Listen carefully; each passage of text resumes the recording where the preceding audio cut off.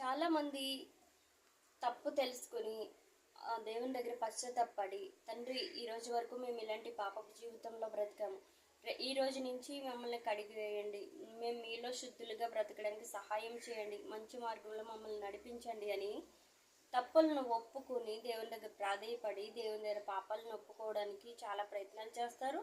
అలాగే బాప్తిస్మం తీసుకుని దేవుని ప్రాధేయపడి మంచి మార్గంలో నడవడానికి ప్రయత్నిస్తారు. అలాగే నడుస్తారు కూడా. అలా నడుస్తూ నడుస్తూ ఉండగా మళ్ళీ వీళ్ళకి ఏమనిపిస్తుంది అంటే వెనకటి జీవితం గుర్తొచ్చి అప్పుడు అలా ఉండేవాళ్ళం కదా, అప్పుడు హ్యాపీగా ఉన్నాం కదా అని అనిపించి ఏం చేస్తారంటే మళ్ళీ వెనక్కి తిరిగి చూస్తారు. ఇలా వెనక్కి తిరిగి చూడడం వల్ల ఏమవుతుందంటే, లోతు గారి భార్యని దేవుడు వెనక్కి తిరిగి చూడొద్దు అని అన్నప్పుడు ఆవిడ వెనక్కి తిరిగి చూశారు. వెనక్కి తిరిగి చూడడం వల్ల ఏమైంది? ఉప్పు స్తంభంగా మారిపోయారు. అంటే అర్థం ఏంటి? మన జీవితాలను వదిలేయండి. పాపం చేశారు, దేవుని దగ్గర క్షమాపణ అడిగారు, దేవుడు క్షమించేశారు, ఆయన మంచి మార్గంలో ఇప్పుడు మనల్ని నడిపిస్తున్నారు.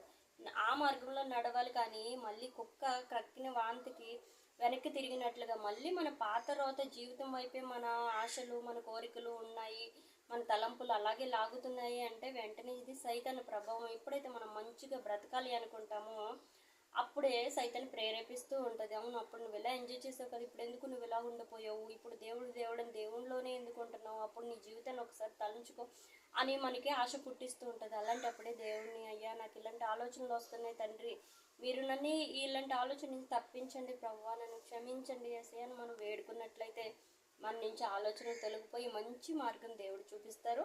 ఆ మార్గంలోనే మనం నడుస్తాం.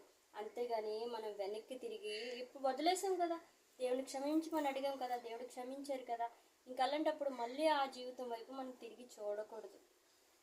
అర్థమవుతుందా?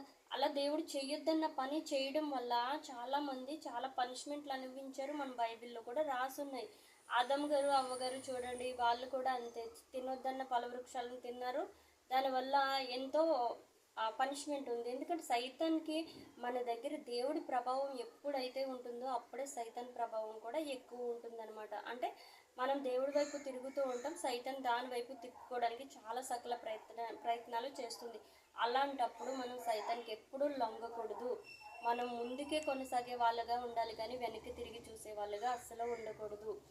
దేవుని ఉగ్రతకి మనం ఖచ్చితంగా బలైపోతాం వెనక్కి కానీ తిరిగి చూసామంటే. అదే ముందుకి కష్టమైన నష్టమైన ముందుకు వెళ్ళాము అంటే దేవుడు మన మార్గాన్ని సరళం చేస్తారు. చూడండి, ఎర్ర సముద్రాన్ని మనల్ని ఇజ్రాయేల్ ప్రజలను దాటించడం కోసం ఎలా పాయలు చేశారో, మళ్ళీ పాయలు చేయడమే కాకుండా వాళ్ళ కాళ్ళకి తడ అంటుకోకుండా